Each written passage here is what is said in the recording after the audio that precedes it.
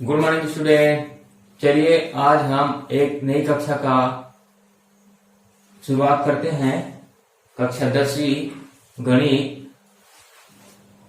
और कक्षा 10वीं नाम सुनते ही सबके मन में यह उमंग और हर्ष और डर भी हो जाता है कि कक्षा 10वीं सुनते ही मन में बोर्ड क्लास का ध्यान आने लगता है, क्योंकि बोर्ड मतलब हमारे शिक्षक पेपर चेक नहीं करेंगे।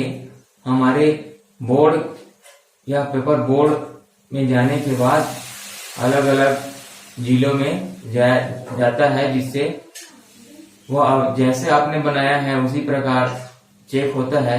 इसलिए बच्चों में थोड़ा सा डर पैदा हो जाता है। और 10वीं बोर्ड का जो मार्कशीट है ये मुख्य भूमिका निभाती है।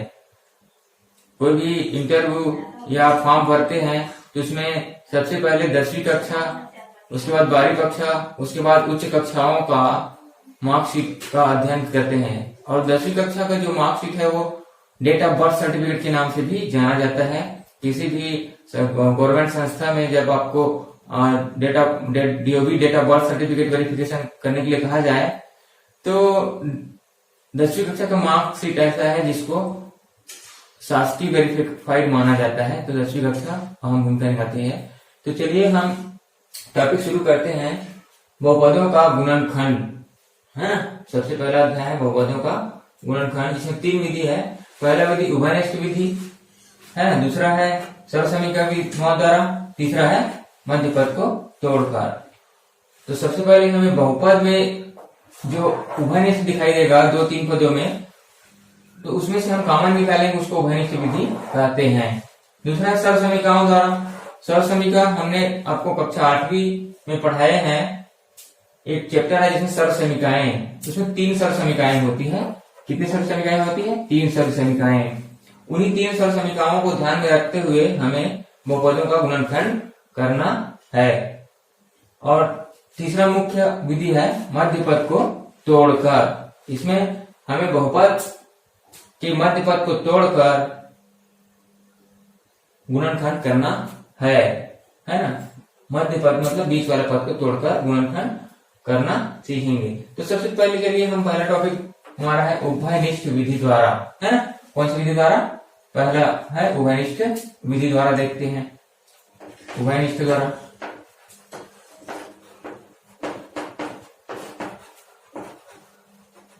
विधि से हम कैसे देखेंगे?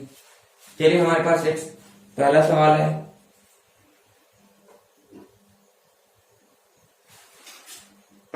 बारह एक्स धन 3x स्क्वायर।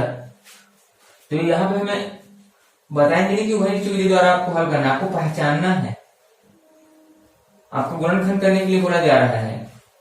तो हमें इन दोनों पदों में देखना है कि हम इसमें क्या उभयनिष्ठ निकालें, यह गुणनखंडों में टूट जाए। तो जैसे हम इसको हल करेंगे तो हम इन दोनों पदों में देखें तो क्या उभयनिष्ठ दिखाई दे रहा है। पहले तो चर दिखाई दे रहा है x और x, यहाँ x है, यहाँ x स्क्वायर है, तो एक x निकल जाएगा। और दोनों में देखें तो 3 दिखाई दे रहा है ना, क्योंकि 3 का पौड़ा यहाँ पे चला जाएगा। तो हम क्या निकाल सकते हैं यहाँ पे 12x धन 3x स्क्वायर बराबर निकाल दें 3 और x बचा क्या यहाँ पे। अब इस x तो हमने पूरा निकाल लिया। अब इस 3 में ऐसा टेबल पढ़ो कि 12 ज्यादा नहीं होनी चाहिए। 3 चौक 12 धन 3 तो पूरा निकल गया है और एक x निकल गया, एक x बचा। तो देखिए यहाँ पे हमने गुणनखंड कर लिया, हमने यहाँ पे गुणनखंड कर लिया, यही हमारा आंसर हो जाएगा। ठीक है। दूसरा चलिए देखते हैं सर्वसमीकाओं द्वारा। तो सबसे पहले हमें 3 सर्वसमीकाओं को ध्यान में रखना है। 3 सर्वसमीकाओं को ध्यान में रखना है जो हमने छोटी कक्षा में आपको बताया। 3 सर्वसमीकाएं।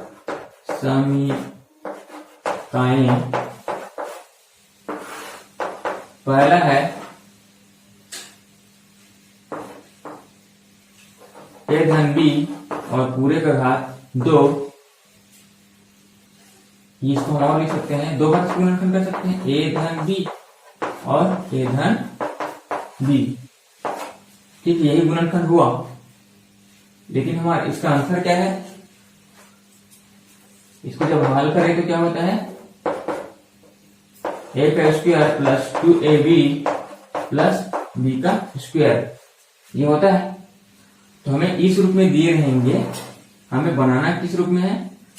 इस रूप में बनाना है, और इसको 2 बार लिखेंगे तो बिल्कुल यहाँ पे देखो आपको गुणनखंड दिखाई दे रहा है। दूसरा विधि है सरलसेविका का a ऋण b और पूरे का घात 2। इसको हम जब 2 बार इस प्रकार लिखेंगे, 2 बार गुणनखंड, तो क्या हो जाएगा? a ऋण b पहले कोष्टक में, दूसरे कोष्टक में a ऋण b। जब इसको हम सरलसेविका में तोड़ेंगे तो क्या हो जाएगा? हमने आपको बताया था कि यहाँ पे ऋण चिन्ह लग जाता है और बाकी सेम टू सेम होता है।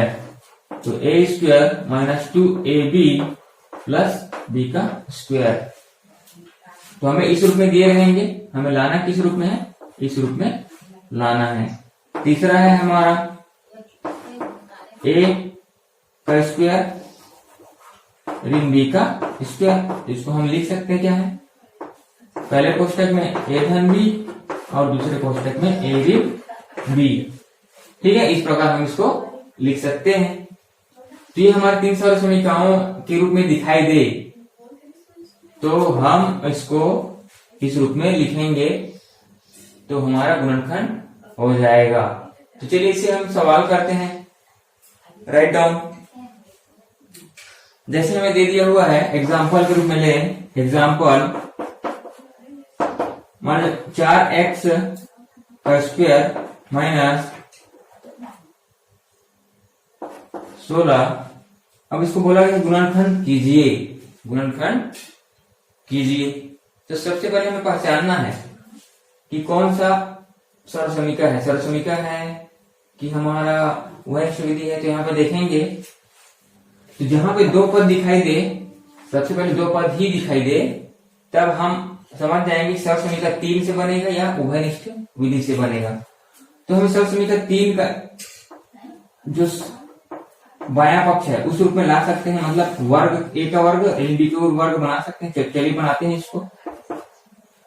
तो इसको हम क्या लिख सकते हैं? 2x का घात 2 वर्ग मतलब ऋण, और इसको हम किस का वर्ग लिख सकते हैं? सही पहचाने, 4 का वर्ग। तो ये देखो, तो यहाँ पे हम तुलना करें, a बराबर क्या हो गया? 2x और b बराबर क्या हो गया?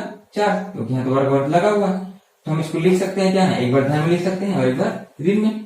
तो क्या हो जाएगा यहाँ पे? 2x धन 4 पहले कोष्टक में और दूसरे कोष्टक में 2x ऋण 4, ये हमारा आंसर हो जाएगा। देखो यहाँ पे गुणनखंड है कि नहीं? तो इस प्रकार से हमें हल करना है। तो हम अब मुख्य विधि मध्य पद को तोड़कर उसको कैसे हल करते हैं इसको देखेंगे।